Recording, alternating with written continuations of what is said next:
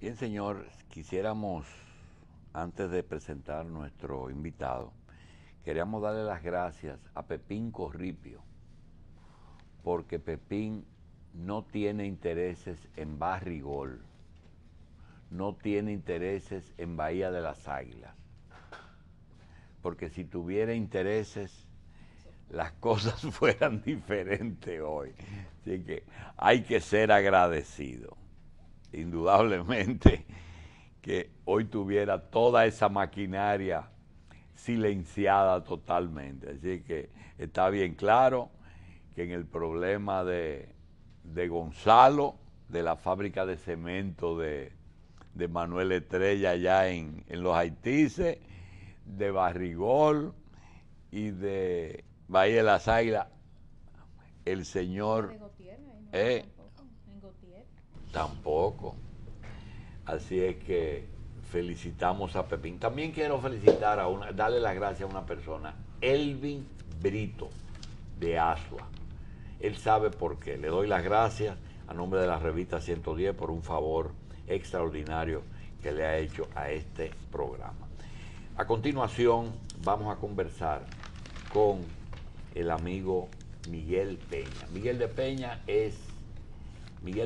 es ingeniero, es geólogo, fue director de minerías y fue la persona que trabajó en la propuesta que se hizo de Barrigol. Nosotros vamos a aprovechar para pedirle a Miguel, que fue exdirector ejecutivo de la Comisión de Negociación de la Licitación de la Mina de Pueblo Viejo. Y nosotros queremos traerle a ustedes, por la boca de Miguel Peña, la historia del oro en esa zona. ¿Por qué se llama Pueblo Viejo? ¿Qué fue la Rosario? ¿Qué fue los óxidos? ¿Qué fueron los óxidos? ¿Qué fueron los sulfuros? ¿Qué fue Placerdón? ¿Y qué fue Barrigol? Pero antes de Placerdón hubo una empresa que ganó esa licitación y que se retiró, según me informó un colega de Miguel Peña, porque entendía que en ese momento el oro no era rentable. Y también puede ser una buena lección. Miguel, gracias por estar aquí. Y vamos a pedirte que nos cuente qué era Pueblo Viejo y qué conocíamos como Pueblo Viejo. Muchísimas gracias por la invitación. Fíjate, la historia de la minería dominicana se remonta desde la época colonial. Sin lugar a duda que uno de las guías para las colonizaciones de América fue la búsqueda del oro. La famosa búsqueda del dorado, que finalmente en Sudamérica, en Colombia, en Perú, fue donde se encontró la cuna del dorado. Y por eso, cuando vemos en la historia cómo la Hispaniola fue desplazada por esos otros lugares recién descubiertos, fue justamente por la búsqueda del oro, la búsqueda del dorado. Después de la colonización, los indios... ¿Y aquí ocurrió eso también? Eso fue la guía justamente de la colonización nuestra por parte de los españoles. Encontramos aquí la mina de Buenaventura como parte de la búsqueda del dorado, que estaba justamente en la cercanía de Santo Domingo, en la zona de San Cristóbal. Ahí había una refinería donde venían todas las minas que aportaban pequeñas cantidades de pequeños... Pero eso era oro aluvional. Eso era oro aluvional porque sacaban de las vetillas de oro que existían en las geología superficial, en las vetas de cuarzo de la zona de San Cristóbal, de la zona de Nandita, igualmente que en Pueblo Viejo. Miguel, hay algo que nosotros los legos en la materia no conocemos y mucha gente en la calle nos pide que aclaremos. ¿Qué diferencia hay entre un oro que aparece en un río y que encuentran la pepita de oro pura, que lo compran como oro y se ve brillante y aparecen y la lavan en una bateíta, etcétera, y el oro de óxido y el oro de sulfuro? Sí, en la naturaleza el oro es uno de los minerales que menos se asocia químicamente.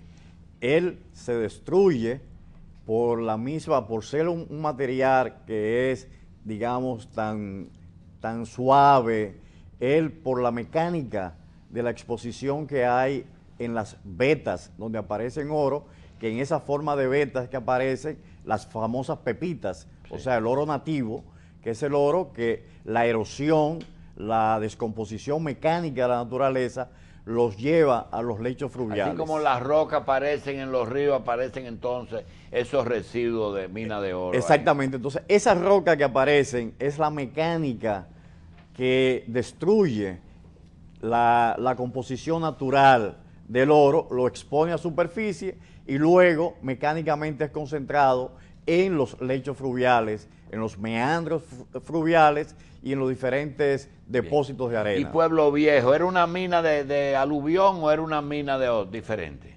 Igual, la mineralización aparecía en superficie, inclusive allá encontramos en los años cuando se inició la explotación de los óxidos, encontramos letigios de las exposiciones que hacían y las excavaciones que hacían los indios. Encontramos hasta herramientas y había allí una pequeña refinería. ¿En qué año tú fuiste director de minería?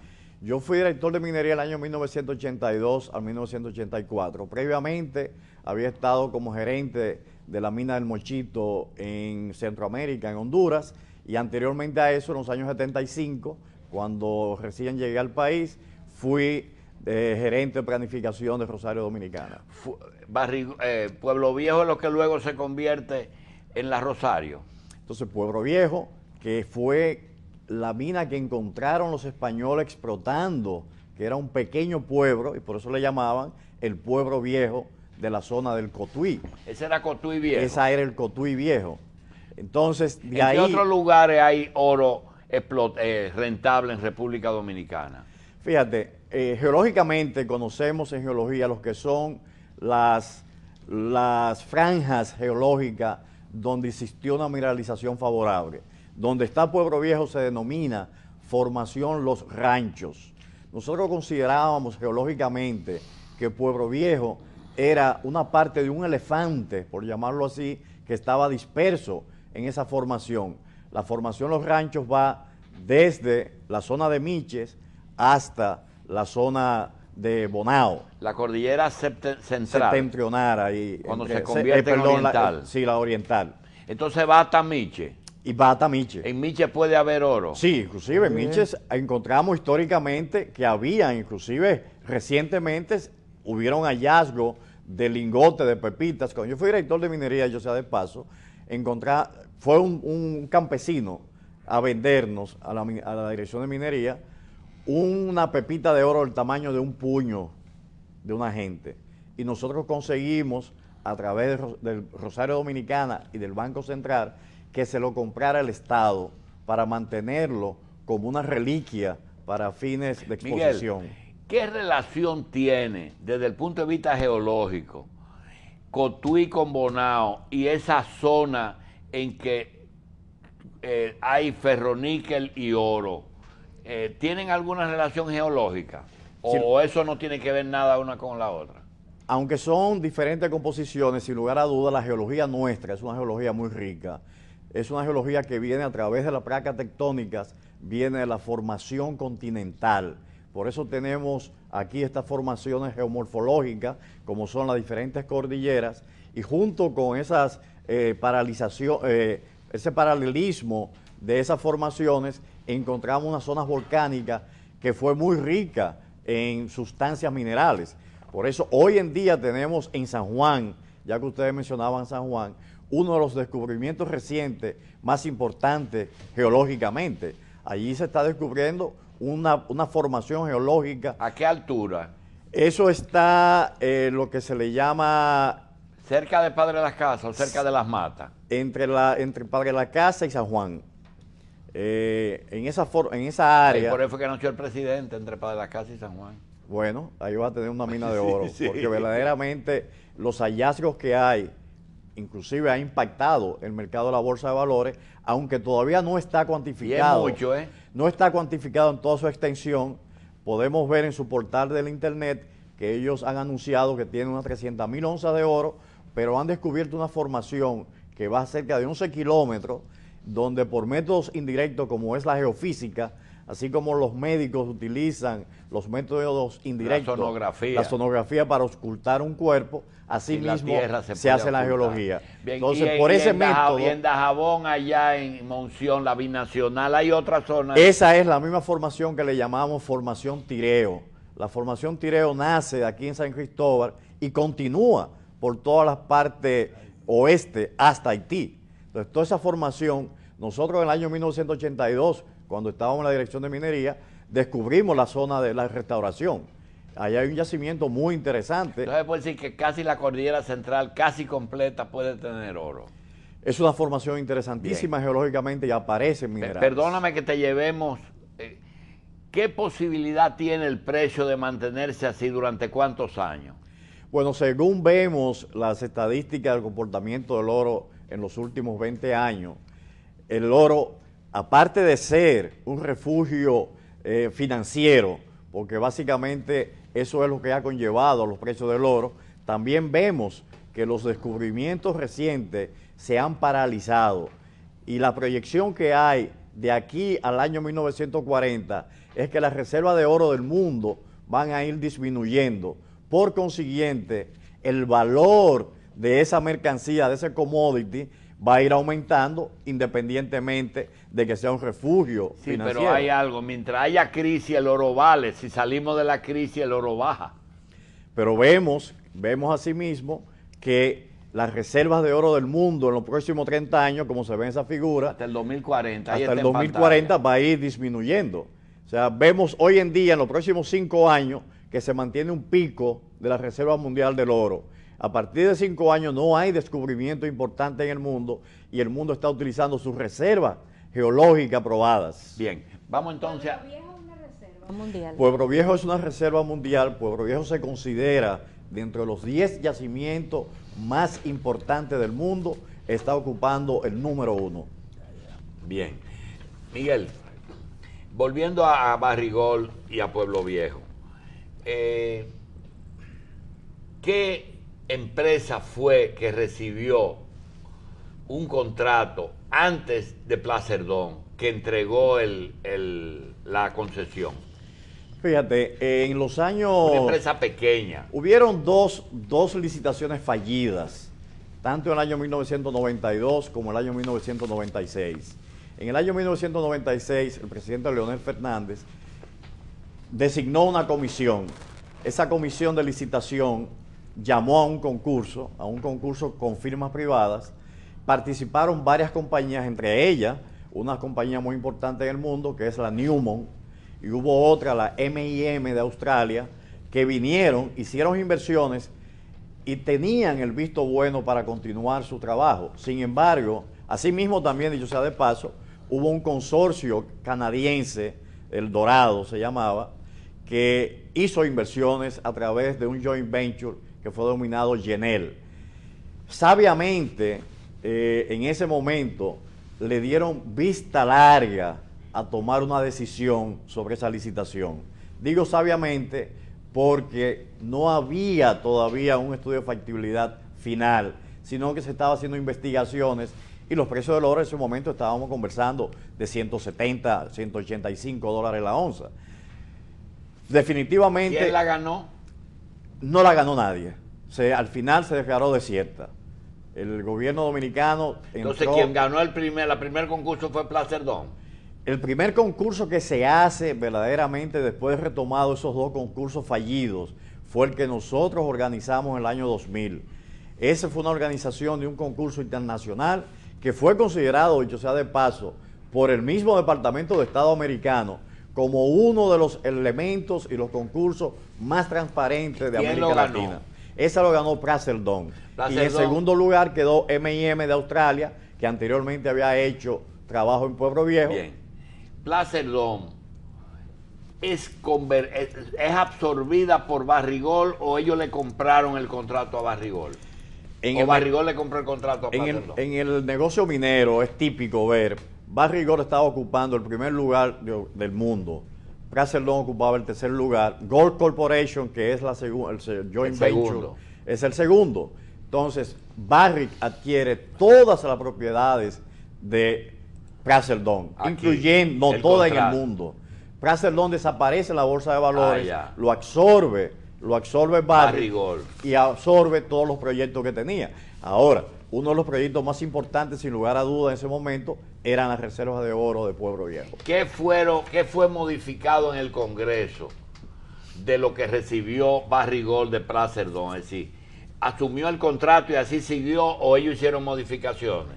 Una de las primeras cosas que hizo Barrick Gold después de haber adquirido a Prazer Dome es lo que se llama el due diligence, las diligencias debidas, o sea, echarle un vistazo, revisar todos los diferentes proyectos que tenía Barrick en su carpeta de inversión. Pueblo Viejo era uno de los más importantes porque ya estaba calificado como un yacimiento clase mundial.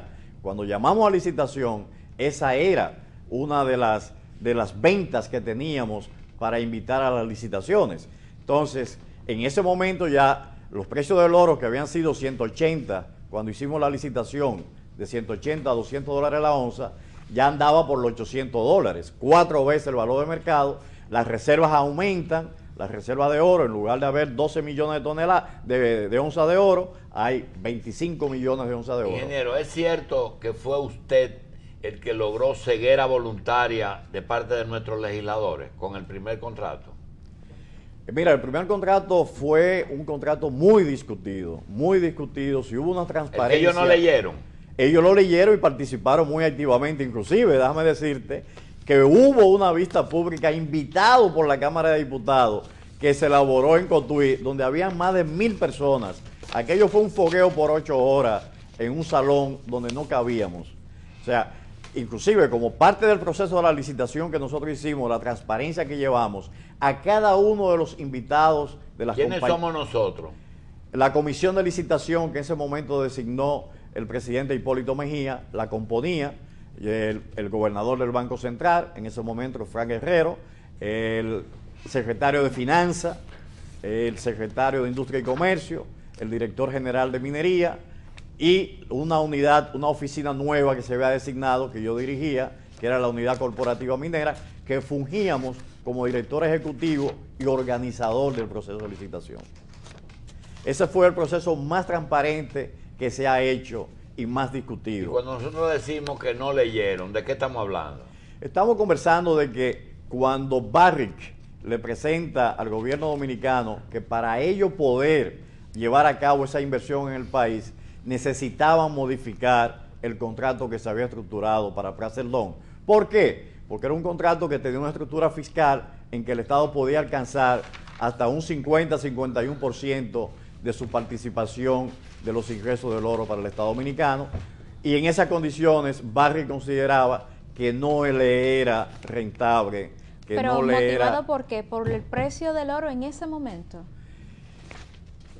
Según las justificaciones que presentaba Barrick Gold, ellos, en lugar de hacer una inversión de 360 millones de dólares que se iba a hacer en el esquema de Prazer Dome, iban a llevar las inversiones a 2.500 millones de dólares.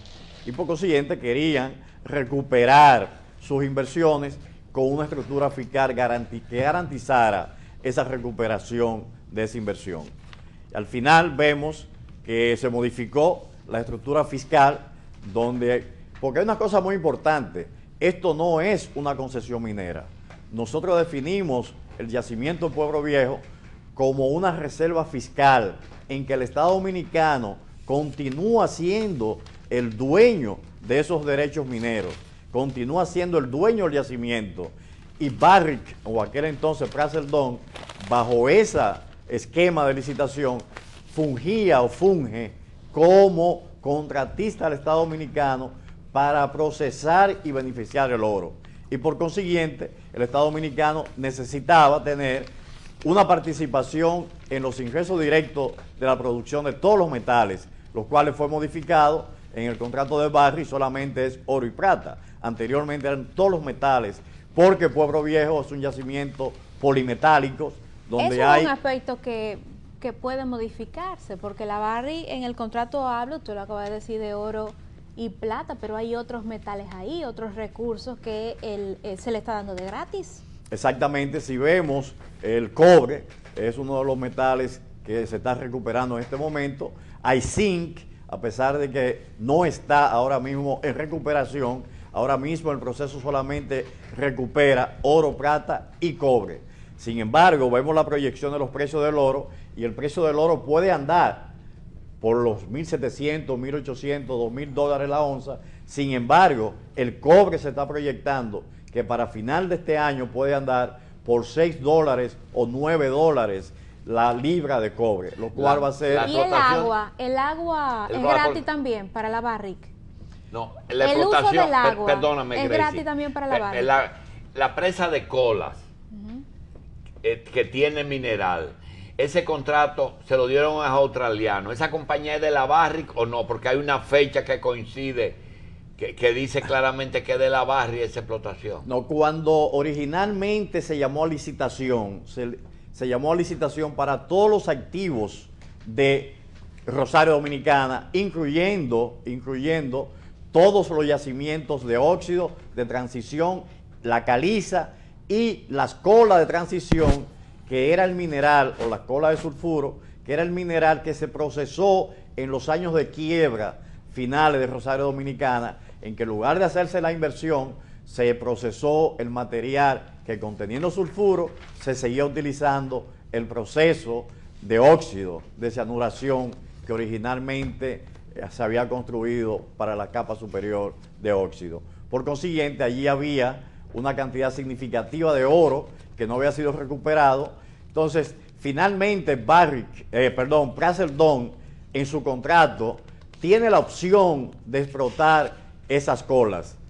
Renunció a ella Prazer Dome y entonces se volvió a llamar a otra licitación y se le otorga a una compañía canadiense, la cual finalmente conforma un consorcio, un joint venture, que es la Lagunas Limited, que hay una inversión australiana canadiense que está recuperando el oro que está en la presa de las Lagunas. Ahora, la presa de óxido ahora forma parte de los activos de Barrick, y ahí hay también una cantidad significativa de oro de bajo contenido con un alto volumen, que si los precios del oro llegaran a estar en los 2.000 dólares, puede ser atractiva también su recuperación.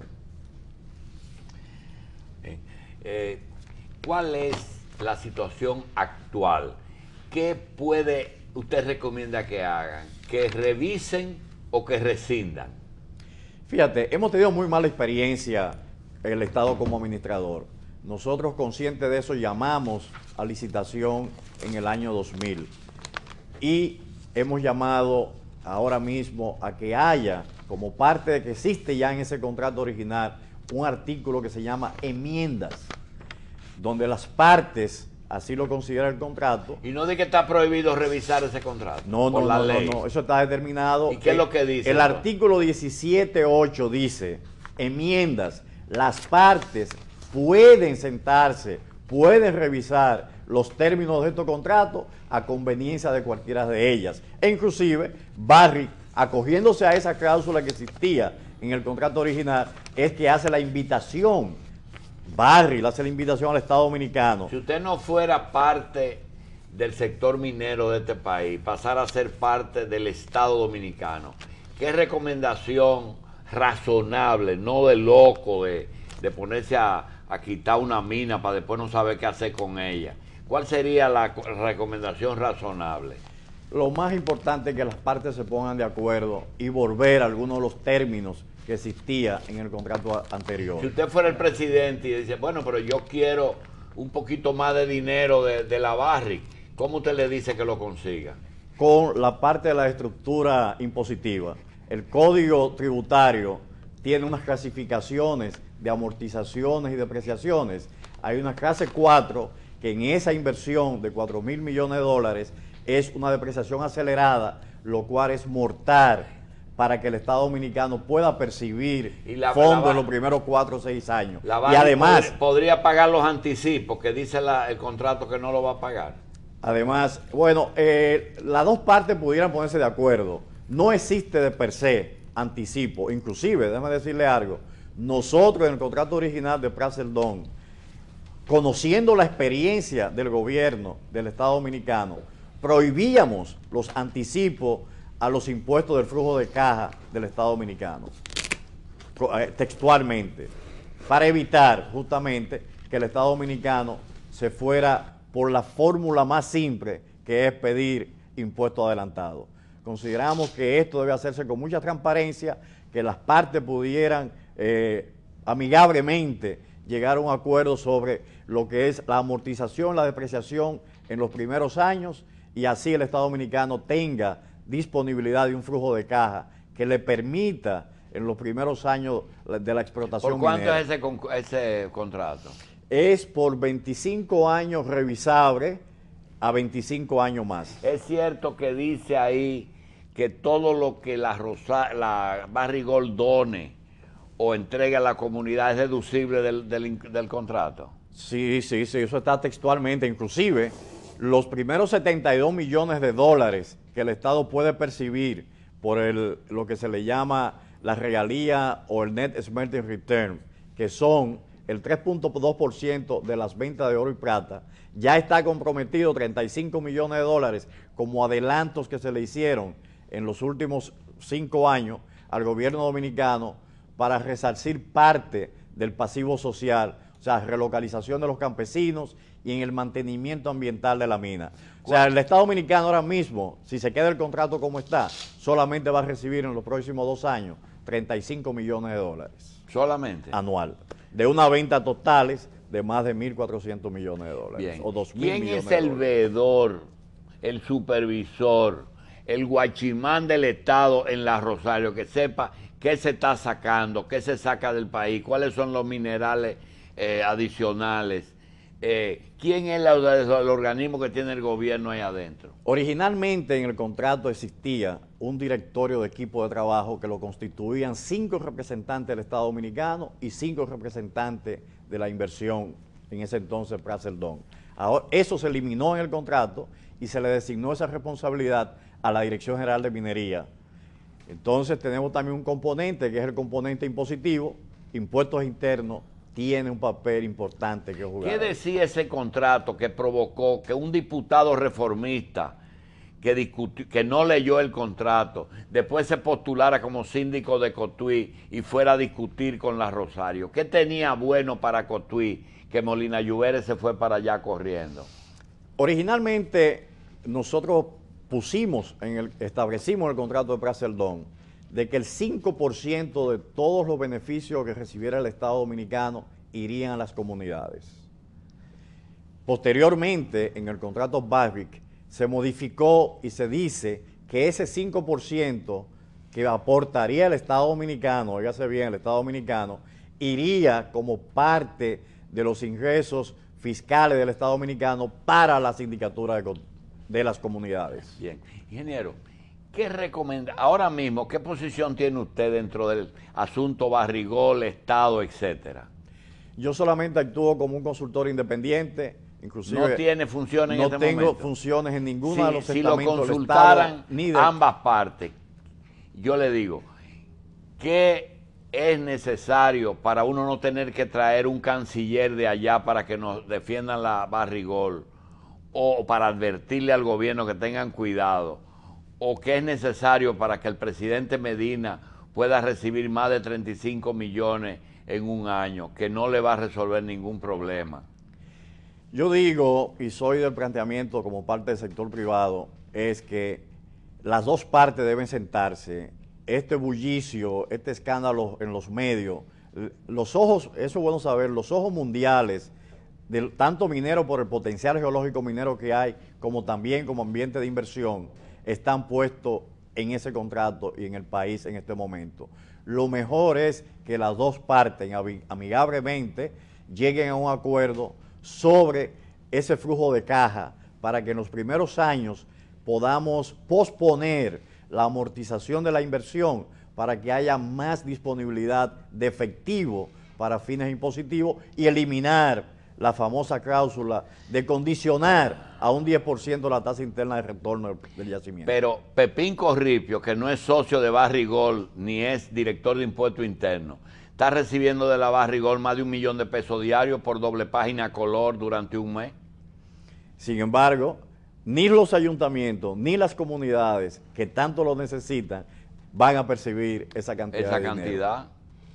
Bien, entonces usted entiende que es la mesa del diálogo. La mesa del diálogo es lo más importante por la salud de la inversión, por la salud del sector minero y para que haya una paz en las comunidades. Aunque usted no es muy viejo, ¿usted está consciente de la cantidad de dinero que, el Estado ha tenido que pagar por resiliar contratos? Sí, bueno, yo viví la experiencia en el año 1982 con el famoso resiliación que se puso de moda con el contrato de los mexicanos. Por eso pusimos... La de Roberto Pray y Cantrovas. Y Cantrovas. Exactamente. ¿Y por qué usted la vivió? Porque yo fui parte del esquema del gobierno dominicano con la administración del presidente Jorge Blanco en el año 1982, siendo yo director de minería. No fui parte de ese conflicto, pero sí lo vi en los consejos de gobierno. ¿Cuánto nos costó eso? Una barbaridad. ¿Cuántos? $100 millones. Eso lo cobró ICAS. Fue el costo directo del contrato y el valor añadido. ¿Y dónde juzgaron el país? ¿Lo juzgaron en fuera o aquí? Allá, en los organismos internacionales. Tenemos los famosos juzgados internacionales. Bueno, entonces ahí resulta que Ortiz Mena, que en ese momento era director del BID, era socio de ICAS, y Roberto Prada de Betabuchú entonces con todos esos cuartos. Y eso fue un litigio de muchos años. Gracias, Miguel.